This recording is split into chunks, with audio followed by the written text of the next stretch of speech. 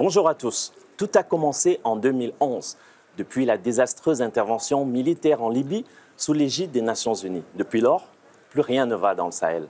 Cette zone déjà torpillée par les conséquences des changements climatiques et par des instabilités politiques est en proie à des forces dites djihadistes, à des bandes armées, des contrebandiers, des trafiquants de drogue, d'armes. Cette partie de l'Afrique riche, très riche, est dans le même temps convoitée par des puissances capitalistes de toutes les nationalités. Or, uranium, pétrole, lithium, le Sahel regorge des richesses parfois insoupçonnées. Tiens, le saviez-vous par exemple, la Mauritanie détient sur ses côtes les eaux poissonneuses les plus prolifiques au monde. Pourtant, en Mauritanie, au Mali, au Niger, au Burkina Faso, au Tchad, on compte des milliers de morts, des millions de déplacés, des camps de réfugiés à n'en plus finir.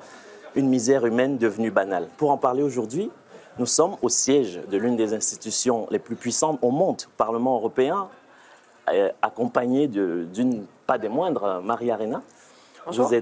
Bonjour, vous êtes députée européenne, vous êtes également présidente de la commission, la sous-commission droits de l'homme au Parlement européen. Vous êtes aussi présidente de l'Assemblée parlementaire paritaire ACP Union européenne.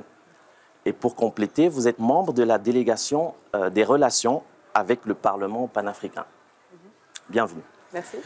On parlera, Maria Arena, on parlera des positions européennes par rapport à cette crise multidimensionnelle du Sahel. On parlera également d'un colloque que vous co-organisez avec l'ONG Fight Impunity, dont la représentante ici, Simona Russo. Bonjour. Bonjour. Donc, Simona Russo, vous êtes conseillère politique pour Fight Impunity et coordinatrice de l'ONG. Vous nous expliquerez quel est le rôle de cette ONG et vous reviendrez dans le détail sur le colloque qui va être organisé. Et enfin, nous avons l'honneur d'accueillir Thiambel Guimbayara.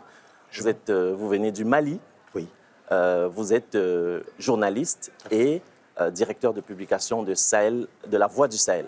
Voix du Mali. La Voix du Mali. C'est ça. Pardon. C'est pas loin. Voilà, c'est ça. Donc, merci à tous d'être là. On va commencer tout de suite, Marie Arena, en vous posant la question de savoir, vous, en tant qu'Européenne, pourquoi l'Europe s'intéresse au Sahel et pourquoi elle serait préoccupée?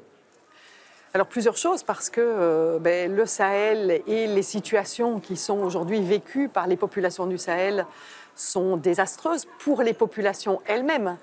Et moi, en tant qu'Européenne, je travaille bien entendu pour des politiques qui sont des politiques européennes, mais aussi pour que l'Europe puisse être un facteur qui est un facteur de soutien à des populations. Alors, je ne dis pas que toute l'Europe le fait dans cet esprit, mais en tout cas, moi, personnellement, dans le travail que je fais ici à l'intérieur du Parlement et dans le cadre de la Commission aux droits de l'homme, mon objectif est de pouvoir travailler sur les questions de droits de l'homme. Et ce qu'on est en train de vivre au Sahel, ce sont des violations graves des droits de l'homme, que ce soit par rapport aux biens et services basiques, c'est-à-dire qu'on a des milliers de personnes qui aujourd'hui n'ont pas accès à l'eau, à l'hygiène, tout simplement à la vie pour certains. Vous avez parlé du nombre de personnes déplacées au Sahel et les conditions de vie de ces personnes, c'est une violation grave aussi des droits de l'homme. Et puis, quand il y a des conflits, on voit que dans des zones en conflit, ce sont les zones où les personnes les plus vulnérables sont privées aussi de leurs droits. Et donc, pour toutes ces raisons, pour moi, il est important que l'Union européenne travaille sur la situation du Sahel dans l'intérêt des populations sahéliennes. L'Europe a-t-elle une stratégie globale Sahel ou alors une stratégie pays par pays? Alors, il y a les deux, et je dois dire qu'effectivement, il y a des relations bilatérales de certains États membres avec des pays sahéliens, pour ne pas citer la France en particulier, dans la mesure où il y a une relation historique de la France avec un certain nombre du pays du Sahel. Ça, c'est une première et c'est la stratégie française qu'on pourra sans doute commenter dans le cadre de cet échange. Et puis, il y a une stratégie européenne qui est à la fois par le biais des missions de paix et sécurité que l'Union européenne soutient dans la région sahélienne, donc par le biais des budgets européens, il y a aussi un intérêt géostratégique de l'Union européenne dans la région du Sahel, parce qu'effectivement, c'est une région qui est très proche en termes de position géographique de l'Union européenne, avec des intérêts différents, vous l'avez dit, avec des Russes qui ont envie d'avoir une position aux frontières de l'Europe, en étant présents sur le pourtour méditerranéen et sur la région du Sahel.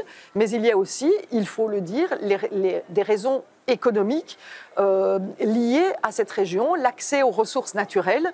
Aujourd'hui, la question de la ressource naturelle, il y a une directive européenne sur l'autonomie stratégique de l'Union européenne et l'accès aux ressources naturelles. Le Sahel en fait partie, évidemment. Je vais me tourner vers vous, Thiambé Guimbayara.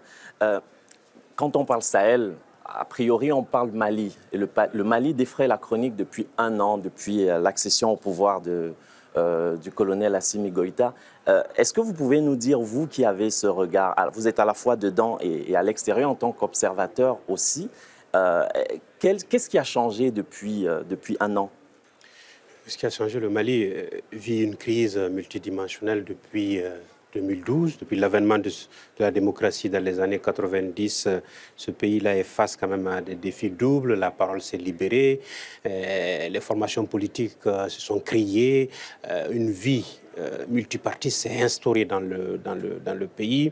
La démocratie était l'une des démocraties citées en exemple, mais patatras, ça s'est compliqué en tout cas au milieu des années 2012 avec cette descente de la Libye qui a été mal gérée, mais on y est, le loup est rentré dans la bergerie, donc difficile d'en sortir. Le Mali vit une situation difficile au plan économique, au plan social. Les Maliens sont résilients et cette résilience d'ailleurs a surpris le monde entier. Mais à l'intérieur du Mali aussi, la résilience des populations qui vivent directement cette difficulté sur le plateau d'Ogon, autour du pays d'Ogon et dans la plaine, tout à fait, a surpris aussi les Maliens. Donc, à l'heure du bilan, à l'heure du décompte, il va falloir remettre chacun à son niveau, à ses responsabilités face à la situation. Cette situation est difficile politiquement, est difficile sécuritairement, parce que quand une telle situation de lutte contre le terrorisme s'implante dans un pays, c'est difficile de le faire. Ça prend du temps. Les partenaires stratégiques sont là. Ils se sont accourus auprès du Mali pour l'aider, pour l'appuyer, pour soutenir le Mali. Ça n'a pas donné en 10 ans le résultat escompté. Et à l'heure du bilan et de la diversification de ces relations, il y a une incompréhension qu'il faut traiter, il faut résoudre pour sortir de cette situation, parce qu'il faut avoir en ligne de mire les souffrances des populations. D'accord, mais je vais revenir sur le cœur même de l'actualité malienne. Bon, on fait l'historique, on comprend comment est-ce qu'on en est arrivé là, et puis il y a une fracture stratégique des Maliens depuis l'arrivée du colonel Assimi Goïta. Ça fait un an, il est arrivé le 28 mai, donc on est à presque un an jour pour jour. Est-ce qu'il y a un avant et un après Assimi Goïta? Aujourd'hui, quelle est la situation sociale, sécuritaire? Est-ce qu'elle s'est améliorée? L'avant est connu. L'avant, c'était un régime démocratique qui est parti le 18 août 2020 par un coup d'État. Pour les principes, un coup d'État est condamnable. C'est l'article 121 de notre Constitution du 25 février 92 qui le condamne clairement. On ne revient pas sur ces principes-là, ça c'est réel, c'est clair.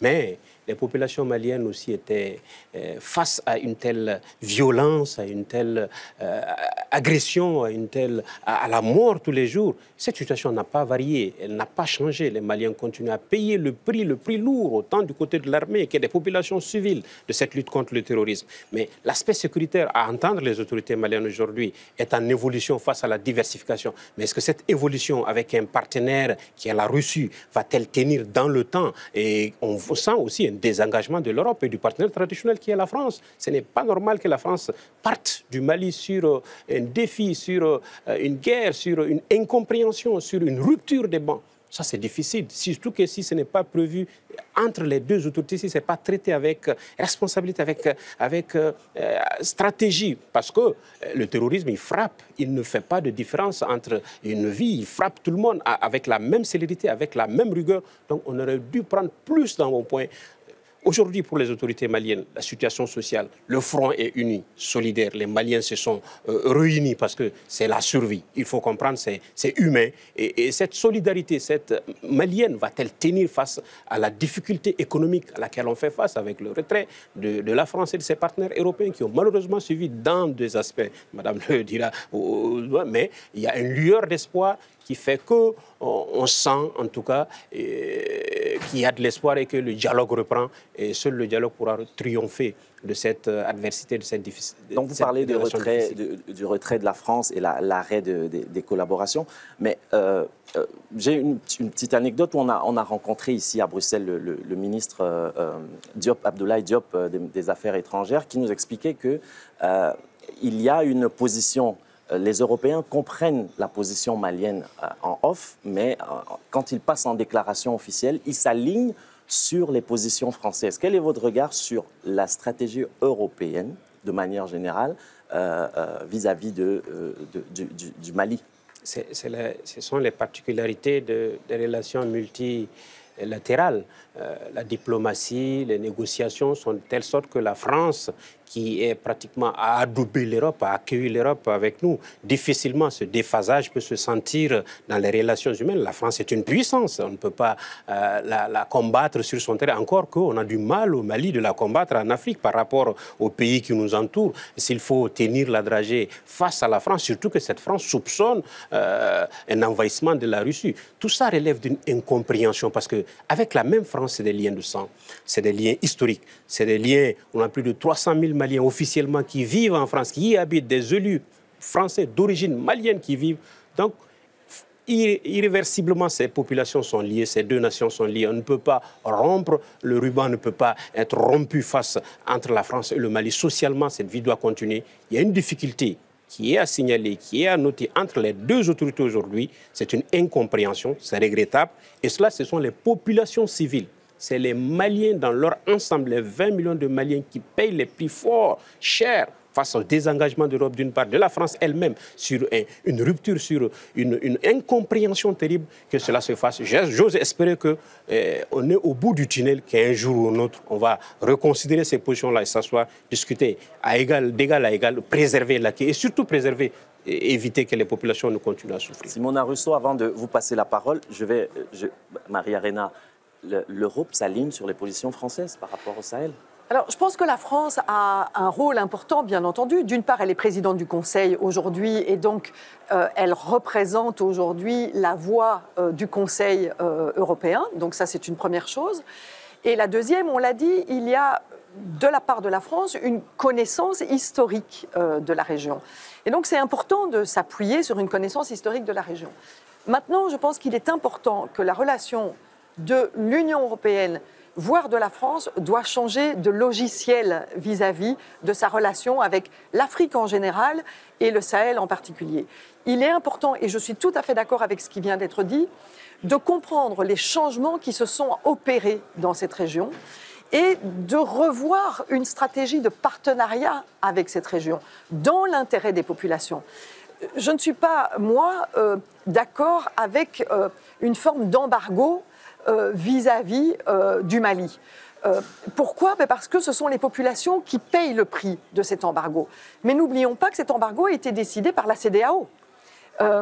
Et donc, ça donne un argument aux Européens pour dire, écoutez, si les États d'Afrique de l'Ouest se mettent d'accord pour isoler le Mali, qui sommes-nous, nous, Européens, pour prendre une autre attitude?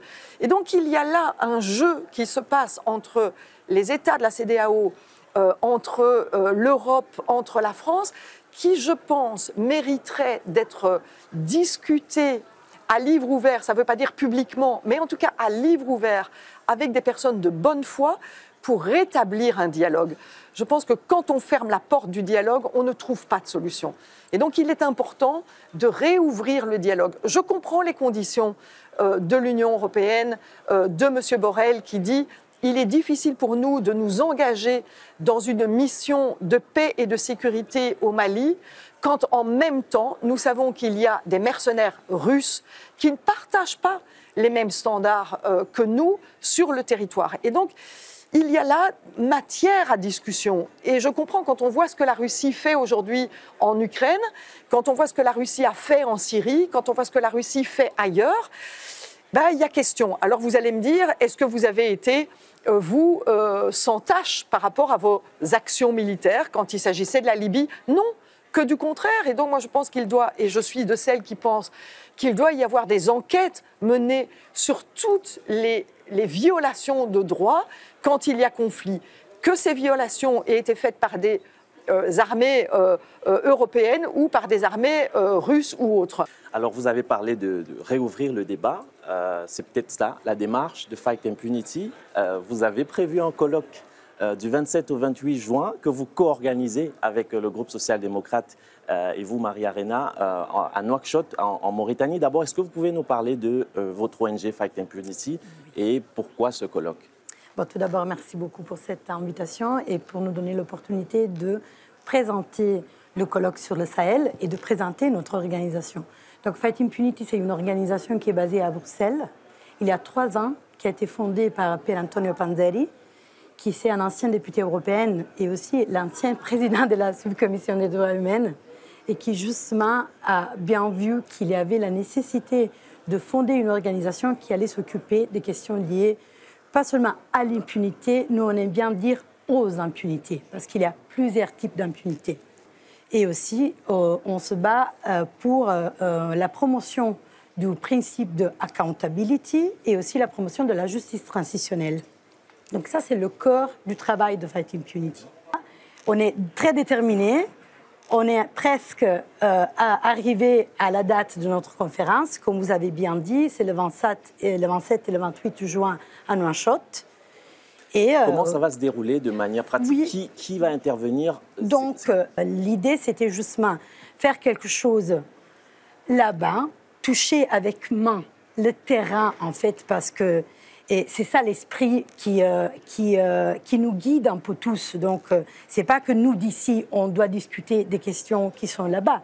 Il faut vraiment aller là-bas pour comprendre et impliquer les experts de la région. Donc, il y aura des experts européens qui parleront pendant certaines sessions, mélangés avec des autres experts de la région. Donc, on aura des professeurs universitaires très importants, soit européens, soit africaines.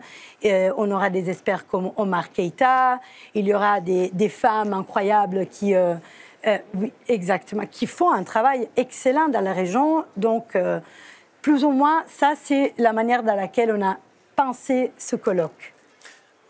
Maria-Arena, à propos de ce colloque, bon, vous êtes quand même l'initiatrice.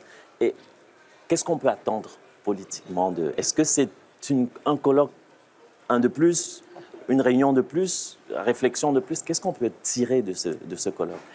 Alors, c'est une meilleure compréhension de ce qui se passe dans la région du Sahel. Alors, premièrement, on a réalisé aussi un documentaire qui permet de faire un focus sur tous les pays de la région du G5 Sahel et qui permet d'extraire des réalités qui ont été perçues sur le terrain. C'est important parce que souvent on parle de la région du Sahel comme étant une région en crise, c'est vrai, comme étant une région sur laquelle il y a du djihadisme, sur lesquels il y a des conflits, sur lesquels il y a des armées, sur lesquels il y a des attentats, c'est vrai, mais en même temps c'est une région dans laquelle des gens vivent.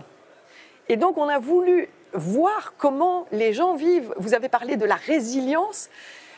Quelle est la résilience des populations sur le terrain et de quoi elles ont envie, ces populations? Et je pense que c'est important de voir en l'espace de 20 minutes, avec ces différentes capsules, de prendre cette réalité. Malheureusement, on ne peut pas voyager dans tous les pays et c'est encore de plus en plus difficile de voyager vu les situations d'insécurité, mais ça permet de comprendre. Donc déjà, c'est une première chose. Et puis, on aura 3 tables rondes qui vont chacune discuter avec une majorité d'experts africains venus du Sahel et pour chaque table ronde, 1 ou 2 experts européens, parce que l'objectif, c'est de faire comprendre le lien qu'on peut établir entre cette région du Sahel et ce que nous pouvons faire au niveau européen. Il y a une richesse d'expertise qui nous permettent de mieux comprendre et de ne pas limiter cette question à une question sécuritaire, voire, de la part des Européens, à cette obsession de la question migratoire. Aujourd'hui, c'est l'angle d'attaque des Européens par rapport au Sahel. C'est la sécurité et c'est la migration. Et nous avons envie de dire qu'il y a autre chose qui se joue au Sahel. Et si on l'abordait par cette autre chose, c'est-à-dire par la vie des gens du Sahel, eh bien peut-être qu'on pourrait résoudre mieux avec les Sahéliens les questions du Sahel. Et donc c'est vraiment l'objectif de ce colloque. Et on va travailler avec la société civile aussi, qui va venir avec toute son expérience qu'elle a eue sur le Sahel. Donc c'est vraiment avoir un autre regard pour que nous, parlementaires européens, nous puissions, au moment de prendre les décisions, parce que nous prenons des décisions ici au Parlement sur les politiques stratégiques que l'on doit mener, c'est de pouvoir guider autrement notre décision ici de la part du Parlement européen, mais aussi peut-être de donner des outils aux décideurs des différents gouvernements sahéliens sur la manière dont ils peuvent aussi, exiger un certain nombre de choses de la part des Européens. C'est vraiment changer le regard. Et vous pensez que le manquement ou les carences stratégiques de l'Europe par rapport à la région du Sahel est lié à une méconnaissance du terrain, ou est-ce que ce n'est pas des questions idéologiques plutôt? Quand vous parlez de migration et d'angle sécuritaire, est-ce que ce n'est pas purement et simplement de l'idéologie? Alors, il y a bien entendu de l'idéologie, mais il y a derrière l'idéologie des gens qui n'y comprennent rien. Vous savez, ici à l'intérieur du Parlement, et je ne leur en veux pas, il y a des gens qui sont beaucoup plus intéressés par ce qui se passe en Ukraine aujourd'hui, parce qu'ils sont aux confins, je dirais aux limites frontières de l'Ukraine. Donc je comprends que la Pologne, la Hongrie et les pays d'Europe de l'Est soient préoccupés par ce qui se passe en Ukraine. Et donc on doit leur apporter une information sur ce qui se passe au sud. Si on ne leur apporte pas cette information, eh bien ils auront une vision tronquée de ce qu'est la relation de l'Union européenne avec le sud de l'Union européenne. Nous faisons la même chose vis-à-vis de l'Ukraine. Il y a des personnes du Sud qui disent « moi, je ne suis pas très concernée par ce qui se passe à l'Est de l'Union européenne ». Et donc, on doit avoir ces regards croisés. Et si on ne le fait pas, on prend des décisions politiques qui sont les mauvaises décisions politiques. Et donc, pour moi, il est important de donner toutes les informations pour que, justement, in fine, la position ne soit pas une position idéologique, mais une position nourrie de réalités telles qu'elles existent. Alors, on va passer un petit extrait de ce documentaire, mais avant, j'aimerais vous entendre sur les propos de Maria Arena concernant la démarche malienne à collaborer avec la Russie et Wagner. Qu'est-ce que vous pensez de cette histoire de Wagner? Oui, j'entends bien que cette position de Wagner fait office de fixation en Europe par l'entremise de la France. Les autorités maliennes ne parlent pas de Wagner, parlent de coopération avec la Russie, de diversification.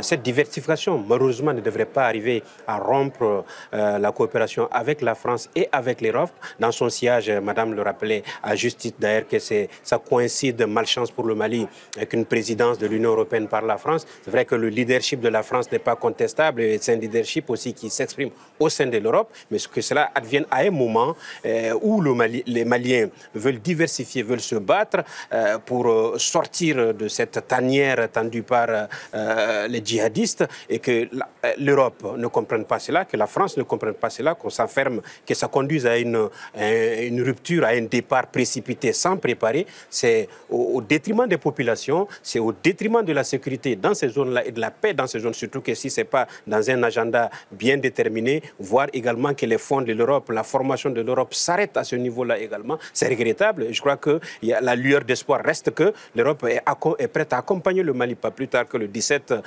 mai dernier, il y a eu la signature d'une convention dans le cadre de la résilience pour le soutien à l'humanitaire, donc agricole. Ça, c'est des lueurs d'espoir qui restent, que les fonds aussi continuent et coulent, mais le Mali aurait à gagner. La paix, la stabilité, la sécurité au Sahel, on aurait tous à gagner à ce que l'Europe revienne à des conditions acceptables des deux parties et puisse travailler. la Russie et la communauté internationale, la France collaborent aux Nations Unies, ils siègent au Conseil de sécurité, ils sont ensemble à travailler, même si aujourd'hui, ça tombe également pour nous, à un moment où cette haute guerre est déclenchée pour des questions géostratégiques, géopolitiques en Europe, et ça porte la guerre presque aux portes de l'Europe. C'est une difficulté majeure avec laquelle, et ça n'épargne pas le continent africain. C'est vraiment très important. On ne peut pas personnaliser un débat. Je prends l'exemple. Le président Macky Sall a décidé aujourd'hui d'aller rencontrer M. Poutine pour discuter sur les impacts de cette crise sur les pays africains. Personne ne dit que M. Macky Sall ne doit pas faire ça. Si ça avait été le président du Mali qui avait entamé cette discussion, je pense que l'analyse aurait été tout autre. Et donc je pense qu'il est important de bien expliquer qu'on n'est pas dans une personnalisation du problème. Donc ce n'est pas les Européens ne sont pas des exclusivités sur le territoire africain. Les Européens sont des partenaires parmi d'autres. Mais quand il s'agit de l'action armée, je pense qu'il y a des règles pour lutter contre le terrorisme et ces règles, il faut les entendre à un moment donné. Alors, je vous propose d'aller au Mali. On va dans un camp de réfugiés et on a pris quelques extraits de personnes déplacées qui témoignent de leur vécu. Et on regarde cette vidéo et puis on revient en parler tout de suite. Bon, quelle est la bon, donc, on a un dengue qui est fara. Bon, donc, on a un misou ani saka ou ba ou ya ou bege. Bon, on croit qu'on a un couleur pelle ou ya qui ou ya ma tan ko ou ya ma damani fara. Bon, donc, du coup, il a mis un ne fera boule la canaille. Nena ne ka maa yɛrɛ a bɛ taa maa 50 la a ne kɔni an kɔni an nana alhamdulilah an bɛ yan fɔlɔ ne bɛ burusiya baara de kɛ burusiya baara kɔni a ka fisa tile kɔnɔ o nɔ bɛ an bɛ misi 5 faga an bɛ misi 4 faga an bɛɛ nana yan dugu bɛɛ cira. Altine ba fardan warde min jangano école bankase habo itti amen ton wadde amen ga sinadu meden jangano to meden golle golleji amen meden keɓanno hunde fu kay joni gilla haɓugo itti amen to so wadde amen bamako ɗo men janga école kase tiɗalla ko woni amen joni men ani men jooɗi min jangata école sukaɓe men du ani jooɗi kamɓe ɓe jangata école hikka won duuɓi 3 min duuɓan nogay joni ɓamami min jogi cukole gotel so haɓa ngo timmi joni so mi heeɓi mi hooti sara men to kay min wawi jangitide kase kay so haɓa timma min woni ɗo kam wawa jangude ga min woni ga joni so weeti innan san furfuru mi yam sotte sina ɗum walla gollal gongal fou gorkan ɗo woni o woni galbal ɗo mi sottoda ka pana ni kila yo e men ko dungo ka pana saray ni saray aya dungo hande ne ka pana dungo nyengere saray wo ni ga ni bidon budi pepere e bidon turu budi pepere unum kila ga men yakon dungo saraba kana mi ojokon ji l'école suga kila nama garaso.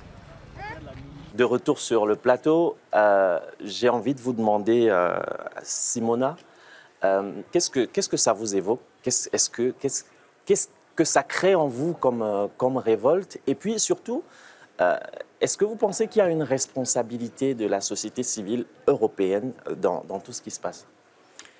Je ne sais pas s'il y a une responsabilité de la société civile européenne. Ça dépend dans quelle manière on entend le mot responsabilité. Je crois qu'il y a des responsabilités sans doute globales par rapport à la situation.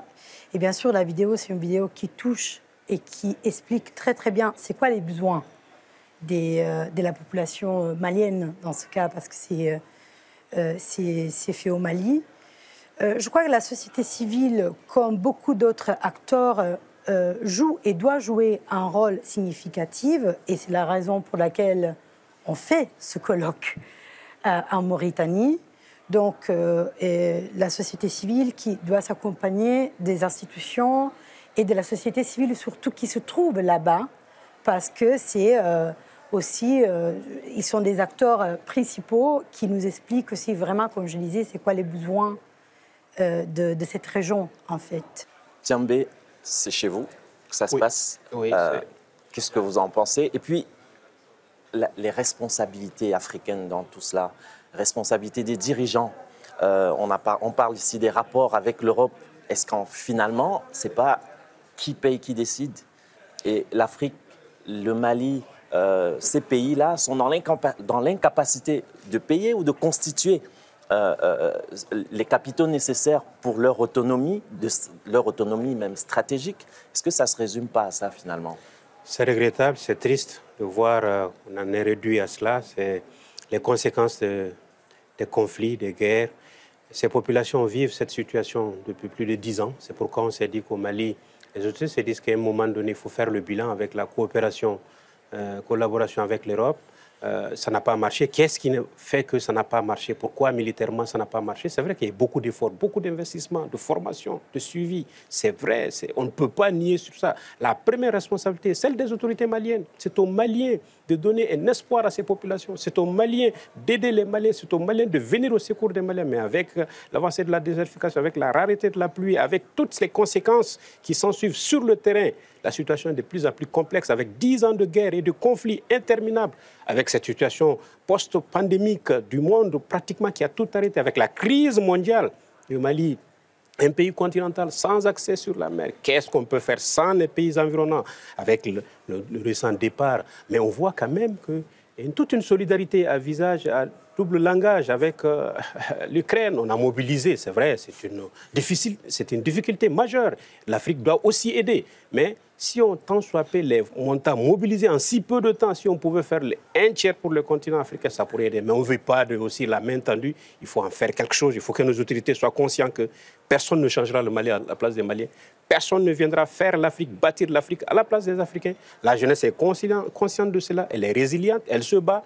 Mais elle se bat dans un monde planétaire où il faut aussi avoir des relations donnant-donnant avec les autres nations et accepter l'autre avec sa différence, s'enrichir des expériences des autres et accepter aussi de donner au monde. Je crois qu'elle a parfaitement raison sur ce plan-là. On ne peut pas faire économie de cela. La première responsabilité est la nôtre, la responsabilité aussi de l'humanité tout entière, de voir la paix, la résilience des populations aussi. Elle est engagée à plus d'un titre du Parlement européen, du monde entier. L'ONU a été créée pour cela et j'ose espérer que cela viendra et que le dialogue va triompher de l'adversité, de la violence surtout et des conflits. Maria Arena, pour le mot de la fin, est-ce que c'est pas un peu facile finalement d'étaler les responsabilités sur tout le monde? Vous regardez cette vidéo, vous pensez quoi? Plusieurs choses. La première, c'est que c'est extrêmement complexe. Donc, à des situations complexes, il n'y a pas de solution facile.